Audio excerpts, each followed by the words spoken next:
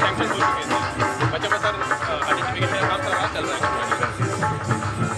ये सर हमारे ICDS project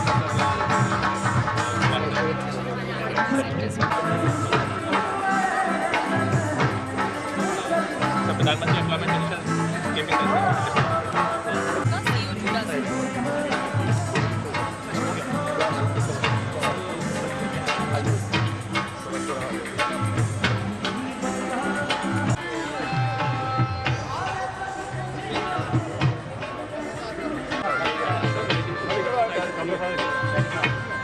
SSC में सिलेक्ट हुए CISF में सर, और मैम के द्वारा हमें फुल सपोर्ट मिल रही है। आपकी एडमिनिस्ट्रेशन ने सी डाइट को एक अनूठी मिसाल बना के सर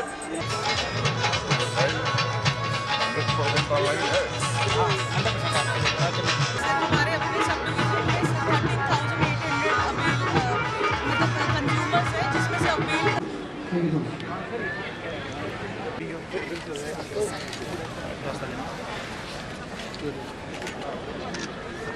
पिछले छोड़े थे 4-5 कटे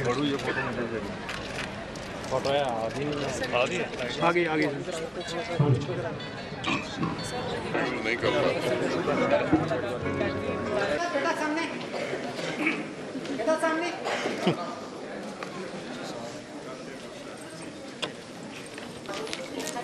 अनन्या गंडोत्रा,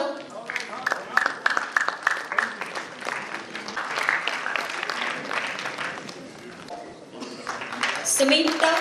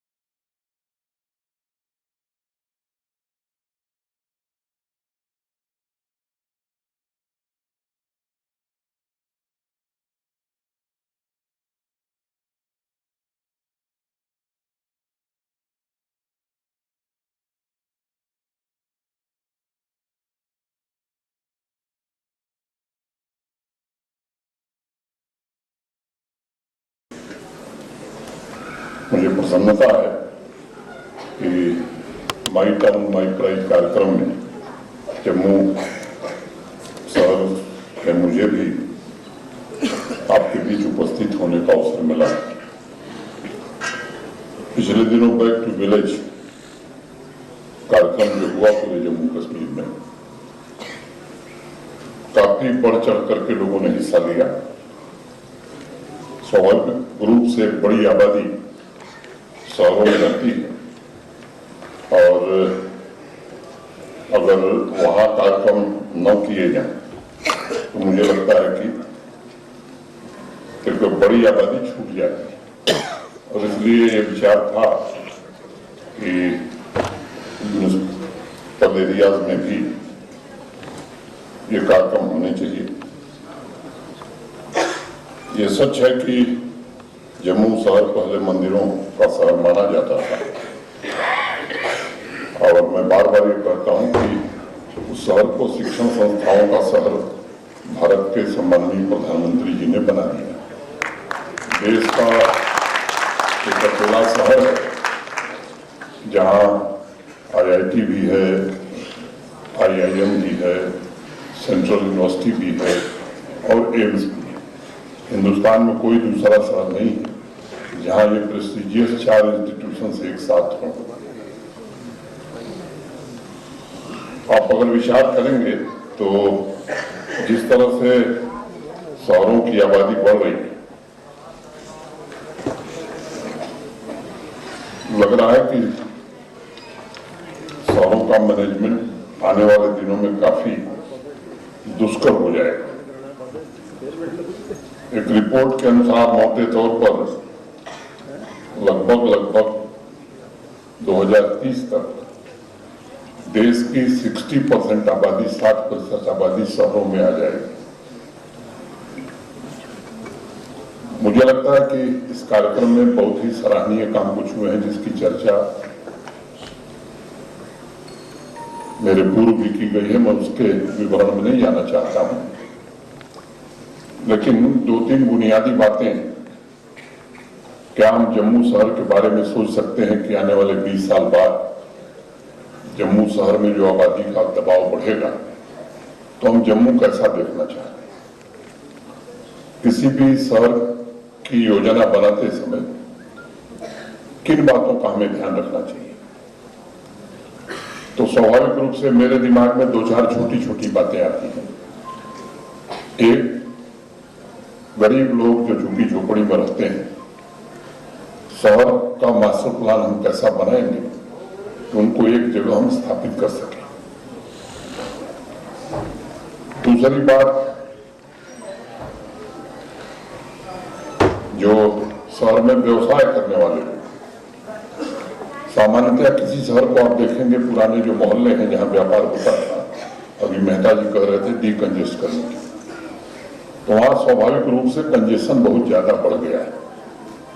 उनको हम कहाँ नया बिजनेस जम्मू शहर में कहाँ होगा, कौन सी वो एरिया होगी, इसके बारे में हमें विचार करना होगा। फिर तीसरी आबादी सरकारी कर्मचारियों की है, अधिकारियों की है, उनको कहां हम बसाएंगे, चाहे वो राज्य सरकार के हों या भारत सरकार के हों। इंस्टीट्यूशन हम कहां बनाएंगे, इंस्टीट्यूशनल एरिया क्या होगी। ये जो 5-6 मोटी बातें हैं, मुझे लगता है कि इस पर हमें मास्टर प्लान यहाँ का बना है, आगे बदलेगा भी। सामान्य रूप से जम्मू शहर के लोगों की भागीदारी उसमें हो, अधिक से अधिक लोगों की राय उसमें शामिल हो, जिससे उनकी जो आकांक्षाएं हैं, आशाएं हैं, उसमें हम पूरी कर सकें। व्यवहारिक रूप से मैं नहीं जानता, लेकिन कई बार शिकायतें मेरे पास भी इस तरह की आती हैं कि साहब बगल में मकान बना है, दोनों तरफ बीच की एरिया ग्रीन फील्ड या ग्रीन एरिया डिक्लेयर कर दी गई।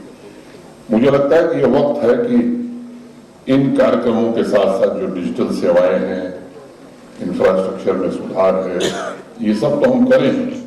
इस बार जो हमारे मेंटरिंग ऑफिसर हैं, इस प्लान को भी मुझे लगता है कि चुने हुए प्रतिनिधियों के साथ मिलकर के हमें अस्थायी रूप से बना देना चाहिए, इस तरह की कोई दिक्कत न रह जाए।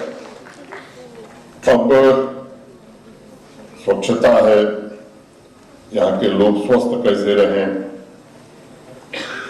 एजुकेशन, स्पोर्ट्स, ट्रांसपोर्ट की एक बड़ी दिक्कत होती जा रही है बड़े शहरों में। शहर ग्रीन भी हो, क्लीन भी हो, इस पर बड़ा बल है। अब ये सरकारी प्रयासों से नहीं हो सकता है। जब तक जन भागीदारी नहीं होगी, चुने हुए जनप्रतिनिधि और सामान्य लोग इस अभियान से नहीं जुड़ेंगे, तो मुझे लगता है कि ये कार्यक्रम पूरी तरह से हम जमीन पर नहीं उतार पाएंगे। क्या ऐसी योजना हम बना सकते हैं कि जो वार्ड सबसे स्वच्छ होगा उसके लिए म्युनिसिपल कमिश्नर साहब किसी पुरस्कार की घोषणा करें, आपस में ही प्रतिद्वंदिता का कार्यक्रम। अगर वार्ड नंबर 2 सबसे स्वच्छ है तो अगली बार वार्ड नंबर 3 कोशिश करे कि हम सबसे स्वच्छ बने।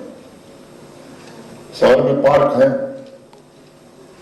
एक बार म्युनिसिपल कॉर्पोरेशन बना देगा, लेकिन जो लोग उस पार्क का उपयोग करते हैं, क्या उनकी जिम्मेदारी नहीं है कि वो पार्क ठीक स्थिति में रहे, बेहतर स्थिति में रहे? मुझे लगता है कि इन बातों पर भी अब विचार करने की आवश्यकता है।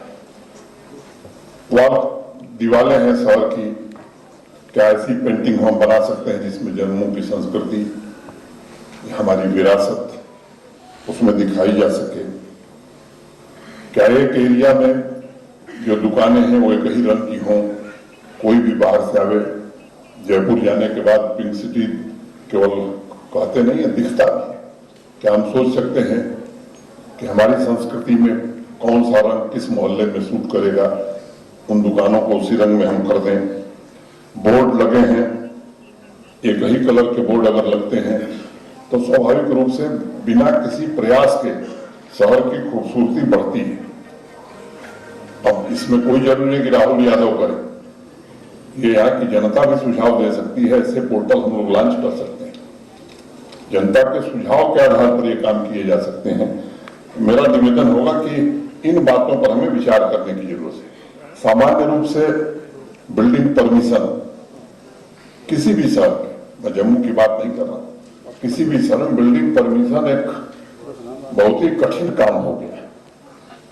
अब हमें कौन सा प्रोसेस अख्तियार करना है कि सामान्य आदमी की बिल्डिंग परमिशन,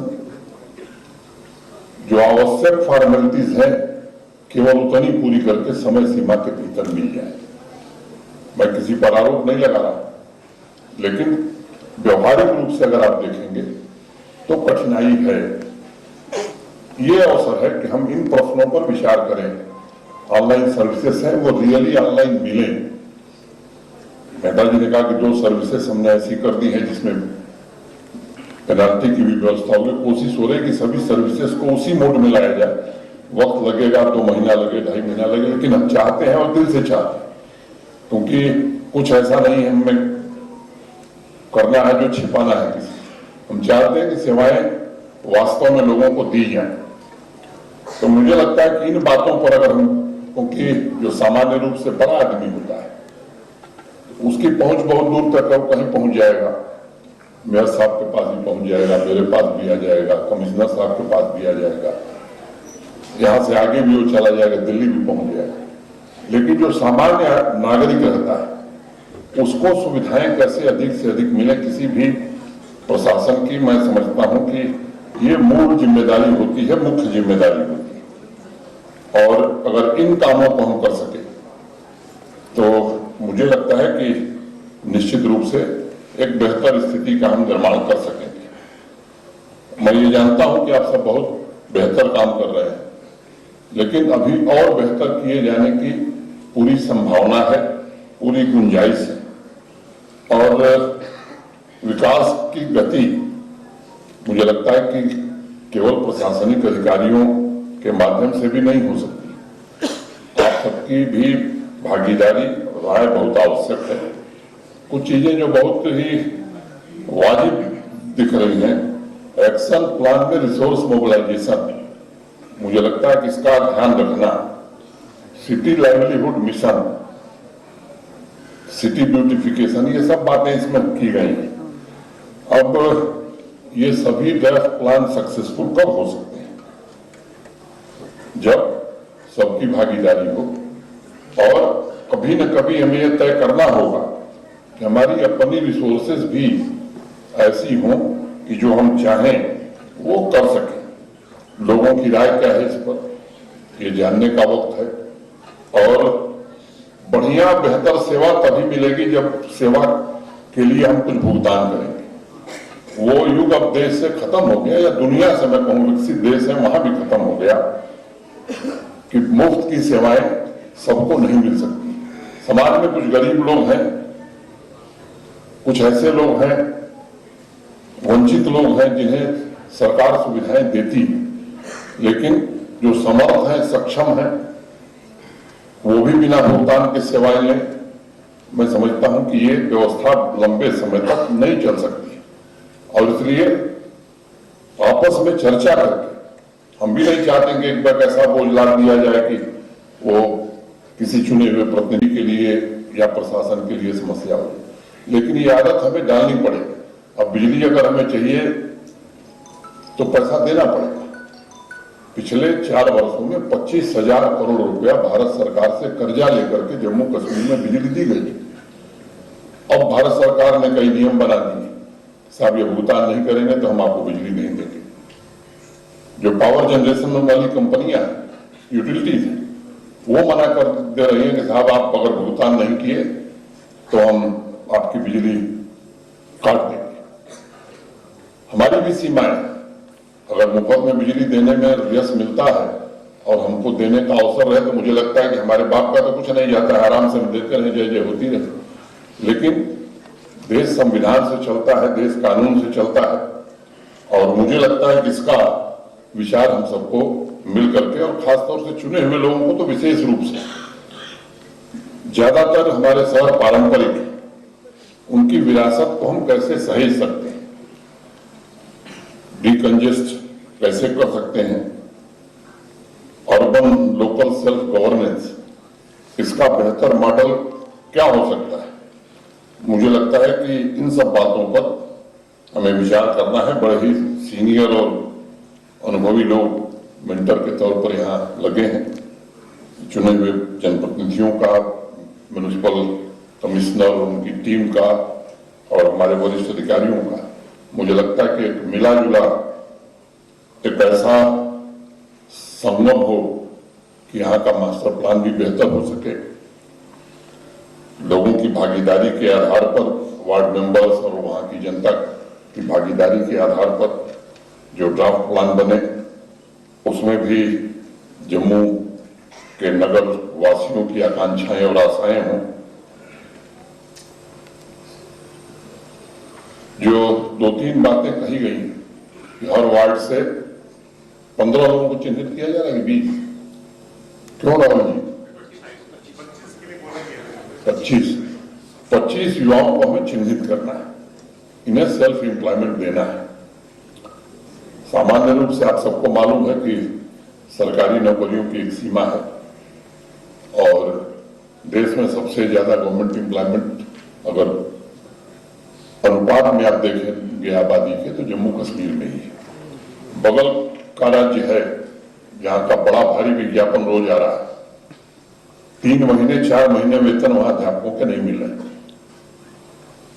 जो सरकारी रिक्तियां, उन्हें भरने की प्राथमिकता के आधार पर कोशिश की जा रही है और पारदर्शिता के आधार पर भरने की कोशिश की जा रही है। जहां शिकायतें आई हैं, जो जिस एजेंसी की सबसे बड़ी विश्वसनीयता देश में, सीबीआई से जांच कराई गई, कोशिश की जा रही है कि जिन लोगों ने भी गड़बड़ किया है, कानून के दायरे में जो कठोरतम दंड हो उन्हें मिले, ताकि ये दोबारा न हो। अभी कुछ एग्जाम शुरू हुए हैं, आने वाले दिनों में बाकी पदों को भी भरा जाएगा, लेकिन यहाँ के युवाओं को रोजगार मिले, ये सर्वोच्च प्राथमिकता हो सकती है। और ये कोशिश है, जैसा अभी मेहता जी ने कहा, कि 25 तो एक संख्या तय की गई। अगर उस वार्ड से 30 लोग भी आएंगे, 35 लोग भी आएंगे, तो मुझे नहीं लगता कोई दिक्कत है। वैसे ही कुछ नौजवान हर वार्ड में चिन्हित किए जा रहे हैं सेल्फ एम्प्लॉयमेंट के अलावा, जिन्हें स्किल डेवलपमेंट की अच्छी ट्रेनिंग दी जा सके, ताकि केवल जम्मू कश्मीर में नहीं बल्कि देश में कहीं भी उन्हें नौकरी मिल सके। अब अर्बन और रूरल, ये पार्टनरशिप भी हो सकती है आसपास के गांवों के साथ। 1 डिस्ट्रिक्ट 1 प्रोडक्ट का जो अभियान है, मुझे लगता है कि जम्मू शहर को भी इसमें तय करना चाहिए कि हमारी पहचान किसके कारण हो सकती है।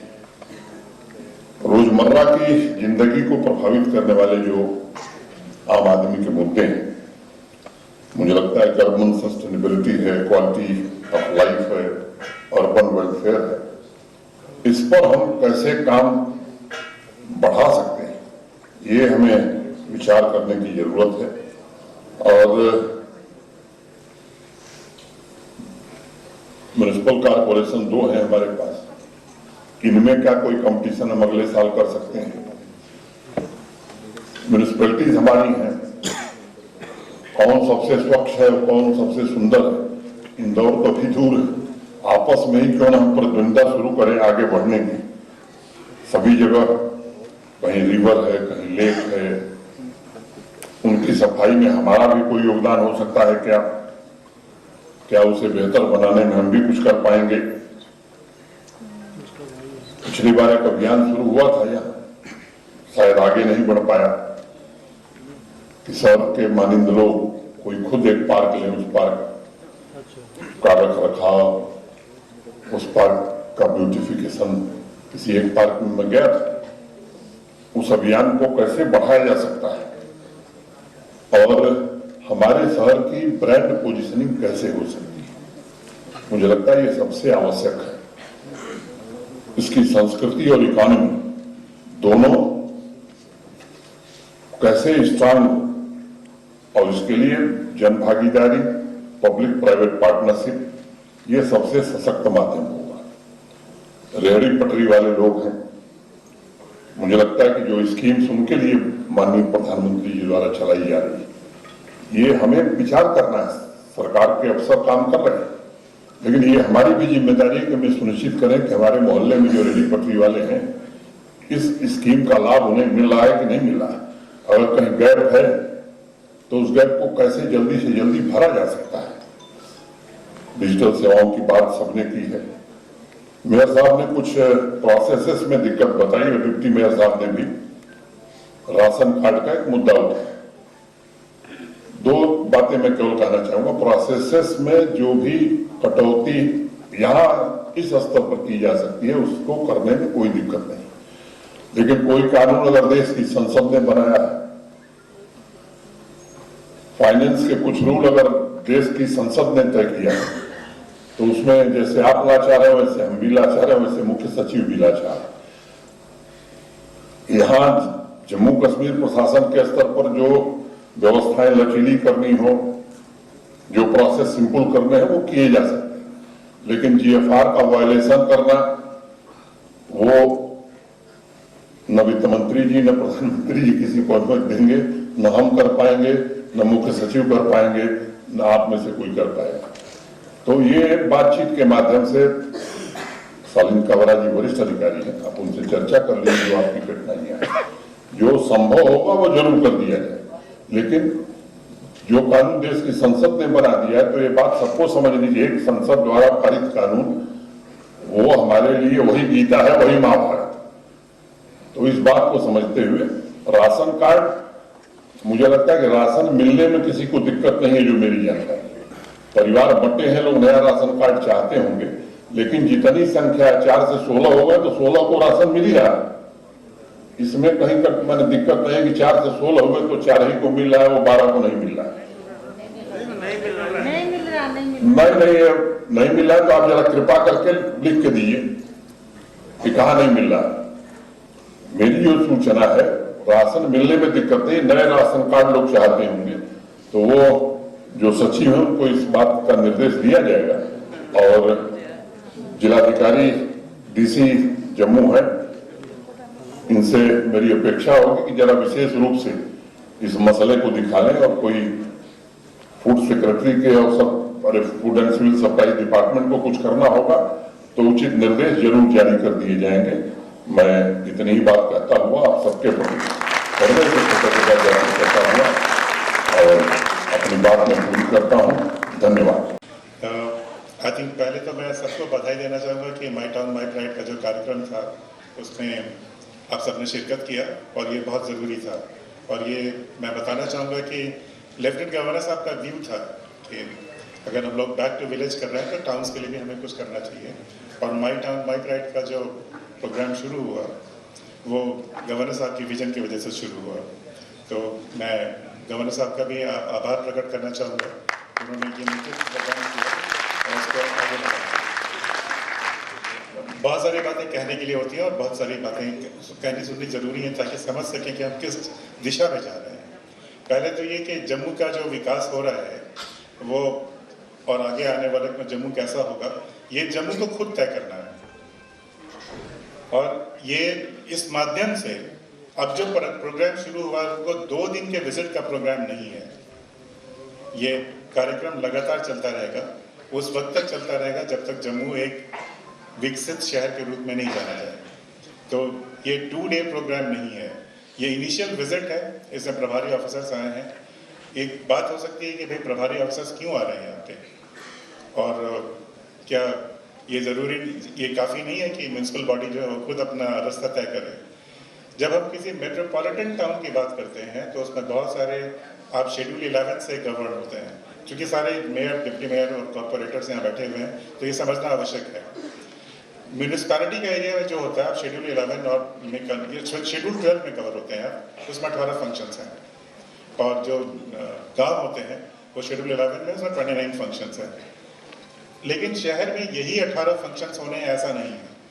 शहर में बाकी भी सारे फंक्शंस होने होते हैं जिसमें कि यूटी का और सेंट्रल गवर्नमेंट का रोल होता है।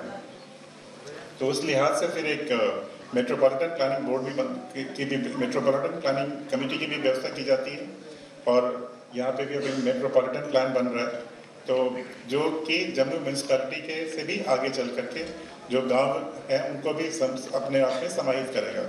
बट आज ये जानना ज़रूरी है कि जब तक कन्वर्जेंस नहीं होती है तब तक काम नहीं होते हैं, और जो सीनियर ऑफिसर्स भेजे गए हैं शहरों के अंदर में, उसका मकसद ये है कि जो लोकल बॉडी का प्लान बने या म्यूनसिपैलिटी का जो प्लान बने और यूटी का जो प्लान बने उसमें भी कन्वर्जेंस हो, और उस कन्वर्जेंस को करने के लिए बहुत ज़रूरी है कि ये चीज़ की जाए।